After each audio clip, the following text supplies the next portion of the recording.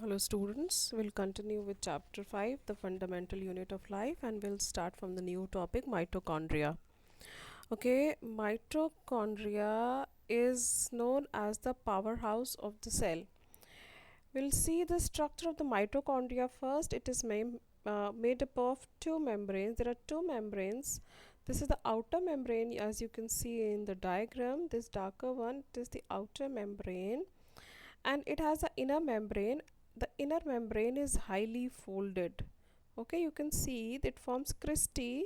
These structures are called as cristae. Okay, it is highly folded so that it increases the surface area for chemical reactions to take place. The inner material, the inner ground substance, is called as the matrix. So this is the brief diagram of mitochondria. Now it is called as the powerhouse of the cell because the generation of energy is done here. The energy, it is produced here in the mitochondria, and energy is produced in the form of ATP. See, this is the structure of ATP here. ATP stands for adenosine triphosphate. This is a molecule of adenine. Okay, this is one ribose sugar. So when adenine is a nitrogenous base. When adenine combines with the ribose sugar, then it is called as adenosine. Okay, so this molecule is called as adenosine. Fine. When adenine combines with the ribose sugar, now it has three phosphate groups. These are the three phosphate group: number 1, number 2, and number 3. So this molecule is adenosine triphosphate. Actually, these bonds are high energy bonds between the phosphates, and when these bonds are broken down, then large amount of energy is produced. That is why it is called as the energy currency of the cell. The molecules of ATP, they are produced inside the mitochondria. They are stored, and whenever energy is required in any of the chemical reaction, any of the chemical process inside the body, then the breakdown of ATP molecules takes place and energy is liberated. For example, ATP, it breaks down into ADP and one molecule of inorganic phosphate. So in this particular reaction, a large amount of energy is produced. Okay, so plus inorganic phosphate, IP. See here, ADP is what? ADP is adenosine diphosphate. Once it is broken down from here, then only two molecules of phosphate are there. Now it is called as adenosine diphosphate, ADP. So when the breakdown of ATP takes place, then ADP plus inorganic phosphate formation takes place, and this reaction produces a large amount of energy which can be utilized in chemical processes.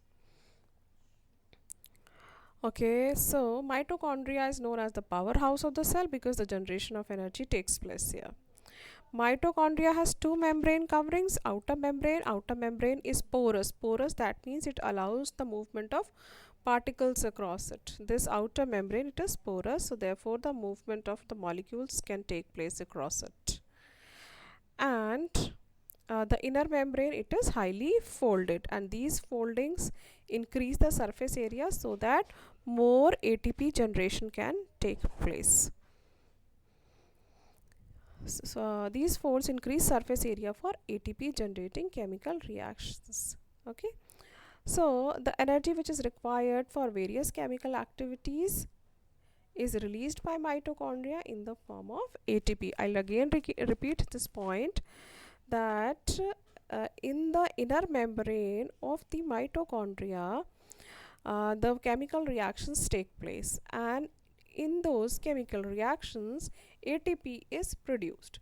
Now this ATP is called as the energy currency. This is stored, and whenever energy is required for any chemical reaction, then this molecule is expended, or we can say this ATP molecule is used up.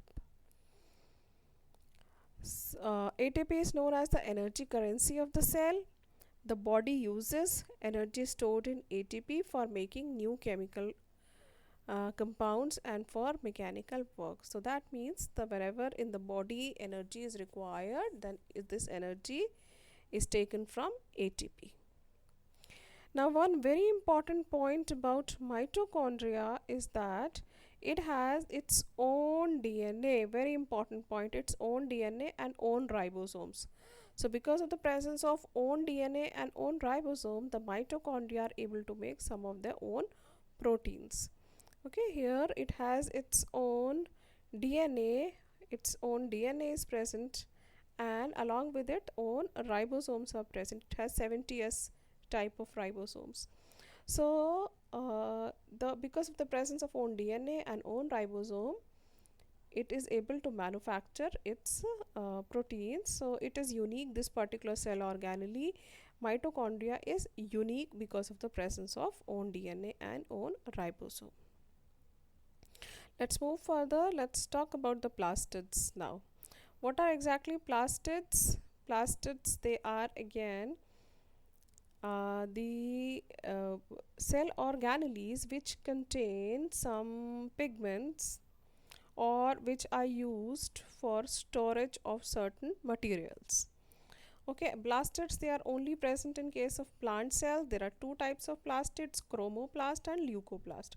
The word chromo, it comes from color, and leuco means colorless. Okay, so chromo means colored and leuco means colorless. So chromoplast are those plastids which have color, and leucoplast are those plastids which are white or colorless. So chromoplast which contain chlorophyll pigment, they are called as the chloroplast. Chloroplast, what is the importance of chloroplast? They are important for the process of photosynthesis because they contain chlorophyll which is required for photosynthesis. Okay, chloroplast, apart from chlorophyll, they also contain certain yellow or orange pigments. Fine. Now let's see what is the function of the leucoplast. Leucoplast has the function of storage basically. What all does it store? It stores starch, oil and the protein granules. It is important point. What is the function of leucoplast? The internal organization of chloroplast contain numerous membrane layers embedded in a material called the stroma. I'll show you with the help of this diagram. Here you can see here you can see the outer and the inner membrane and different the ground material here is the stroma, and the different thylakoids here placed one above the other. The different membranes you can see here, thylakoids and the stroma region you can see. So the internal organization of the chloroplast has membrane layers embedded in the material called stroma. That means stroma is the ground material in which the thylakoids are present. Again, one important point about chloroplast is that it has its own DNA and its own ribosome, and because of the presence of its own DNA and own ribosome, it is able to manufacture its protein on its own. This point we studied in the previous topic also in mitochondria also. So these two cell organelles are very important because they have their own DNA and their own ribosomes. Now let's talk about vacuoles. What are vacuoles? They are basically storage sacs, okay, in which the storage of either the solid particles or the liquid contents take place. Here you can see in the diagram, this is a vacuole. It is larger in size in case of plant cells. It is larger in size, but in case of animal cells, it is very small in size. Okay, the membrane of the vacuole, it is called as the the membrane outermost layer, the membrane is called as the tonoplast. Okay, I'll write it here, it's not mentioned. I'll write it here, it is called as tonoplast.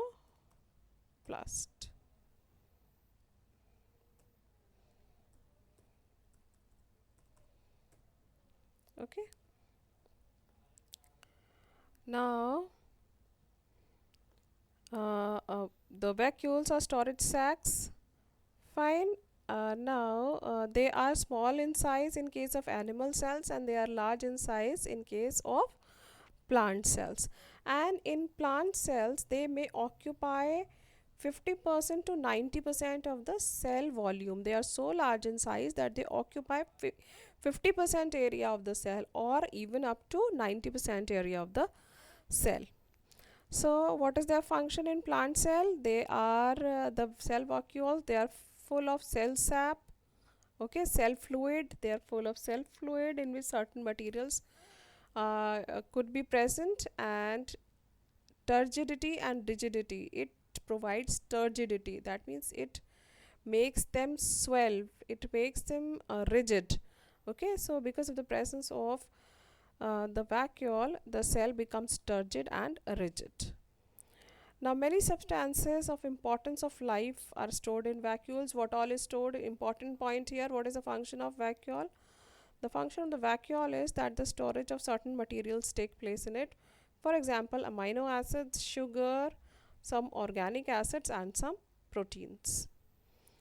Okay, in certain unicellular organisms like the amoeba, food vacuole, it contains food items. Okay, we studied the structure of amoeba. We studied how does it procure its food.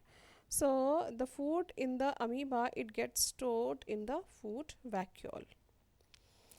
In some unicellular organisms, specialized vacuole also play important roles in expelling excess water and some waste from the cell. So these vacuoles present in unicellular organism, they also help in removal of the waste substances, as well as removal of the excess water. Now we'll see some NCERT questions are there. Can you name the two cell organelles we have studied which contain their own genetic material? The answer is mitochondria and chloroplast. If the organization of the cell is destroyed due to some physical chemical influence, what would happen? The cell would be digested by the lysosome. The lysosome would burst, and the digestive enzymes present in the lysosome will digest the cell. Why lysosomes are called as a suicide bags? Because it contains certain digestive enzymes, and in case any damage is caused to the cell, then they burst and enzymes are released which digest the own cell. That is what is called as suicide bags. Where are the proteins synthesized inside the cell? Where are proteins synthesized inside the cells? The protein synthesis takes place. Ribosomes are called as a protein factory. So with the help of ribosomes, the protein synthesis takes place, and there are certain proteins which are synthesized on the endoplasmic reticulum also. Okay, so now next point. Each cell thus acquires its structure and ability to function because of the organization of its membrane and organelles in specific ways. The cell thus has a basic structural organization. That they are saying that in a cell, the different cell organelles are present which have their own functions, and because of the presence of these cell organelles, the cell is able to function as an independent unit. Which all functions are performed by the cell? Respiration, obtaining nutrition, cleaning of the waste material, and formation of the new proteins. So these are the functions that are performed inside the cells with the help of the different cell organelles. Thus, therefore, the cell is a fundamental structural living unit of living organization, and therefore it is called as the basic functional unit of life. I'll again repeat, it is called as basic functional unit of life because it is self capable of performing all the functions because of the presence of different cell organelles present in it. Now we move further to the last topic of the chapter, that is cell division. Okay, so what exactly is cell division? It is the division of a cell to form division of a mother cell to form the daughter cells. For example, this is the cell, mother cell. It forms two daughter cells. Okay, So the cell division, it is further categorized into mitosis and meiosis. Now what is the difference between the two? See, mitosis, in case of mitosis, the number of chromosomes remain the same even after the division.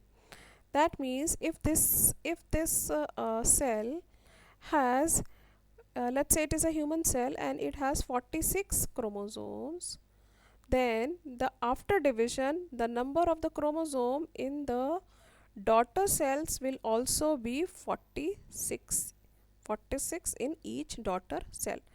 Now the question that might be coming to your mind is ki, how is it possible that both the cells have 46 chromosomes even after division?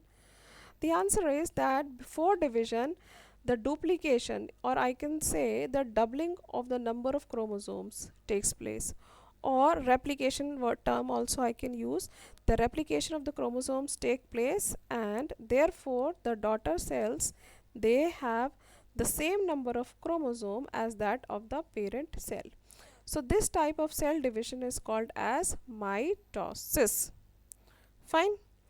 Now there is one another type of cell division which is referred to as meiosis. I'll briefly explain it to you. Suppose this is a cell, and again it is a human cell. It has say 46 chromosomes. Now if it divides to produce cells,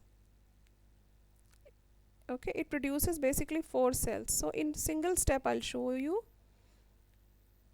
It forms 4 daughter cells, but this time the number of the chromosomes, they are reduced to half. That means the daughter cells have 23 chromosomes. So this particular type of cell division in which the chromosome number is reduced to half, this division is called as meiosis. Okay, and this kind of division, it takes place in the gamete cells. In case of sperm and ovum, this type of division take place, and rest all other body cells, in all other body cells, the mitosis cell division takes place. Okay, now let's see what is written in NCERT. New cells are formed in organisms in order to grow. Obviously, when the organism has to grow and the old cells are to be replaced, then the cell division has to take place. So in order to grow and to replace old, dead and injured cells, and for the formation of the new gametes, the cell division is required, and the process by which new cells are formed, it is called as cell division. It is of two types, mitosis and meiosis. Now what is mitosis? It is the process in which by which most of the cells divide, and for the growth, okay, the cells, they divide and they grow. In this process, each cell is called as a mother cell. Mother cell divides to form two daughter cells, and these two daughter cells are identical to each other. Identical means same. Okay, so the daughter cells have same number of chromosome. The daughter cells have same number of chromosome as the mother cell. That means the two daughter cells that are formed, they are similar to each other, as well as they are similar to the mother cell. They have the same number of chromosome as that of the mother cell, and they both are identical. These two daughter cells are identical to each other. So this particular process, mitosis cell division, it helps in growth and repair of tissues. This is important. Okay, where does the mitosis process takes place? It takes place during the growth and repair of the tissues in organisms. Now let's see what meiosis is. Specific cells of reproductive organs or tissues in animals and plants divide to form gametes, which after fertilization give rise to offsprings. Now I'll simplify this statement. Suppose this is a human cell. Let's say this is sperm and it has 23 chromosomes.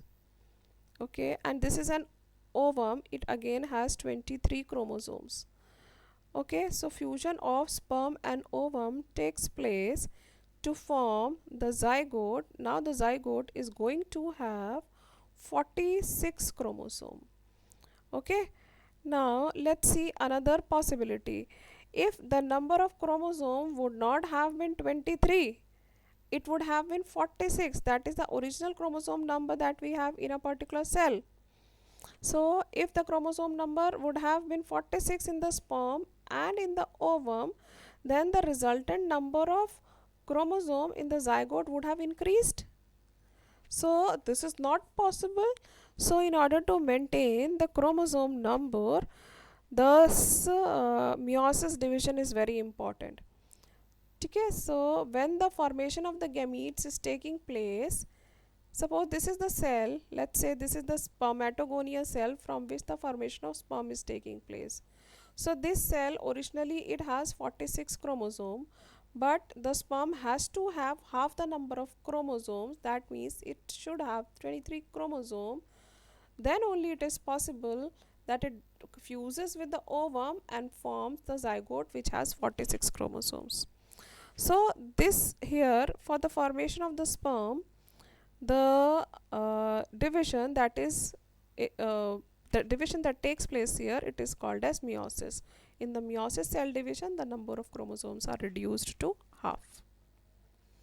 Specific cells, okay, they divide by different process called as meiosis, and meiosis has two consecutive division. Two times the division takes place, and as a result 4 new cells are formed. In mitosis 2 new cells were formed, 2 daughter cells, but in case of meiosis 4 daughter cells are formed, and the number of chromosomes are reduced to half. Can you think as to why the chromosome number has reduced to half in daughter cells? This is the explanation I have just given you by giving you the example of sperm and ovum. So here you can understand with the help of diagram, mitosis process, 2 daughter cells are formed, and these 2 daughter cells are identical to each other, and the number of chromosomes are same as that of the mother cell. But in case of meiosis, 2 consecutive divisions are taking place. This is the first division and this is the second division. In the first division, 2 daughter cells are formed. In the second division, 2 more cells are formed from the previous daughter cells. That means altogether 4 cells are formed. 4 daughter cells are formed from the mother cell. Okay, this is called as meiosis 1. This process is meiosis 1, and this is called as meiosis 2.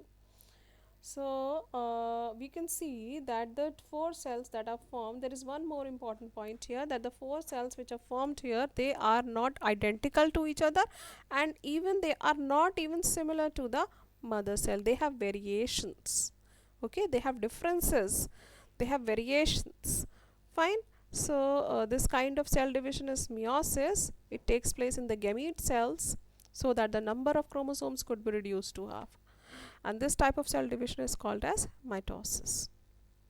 So with this we come to the end of this chapter. Here are the NCERT questions given. If you have understood the question, the chapter well, then you will be able to answer all these questions. So with this we come to the end of this chapter. Thank you.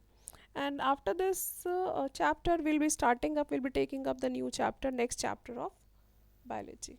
Thank you.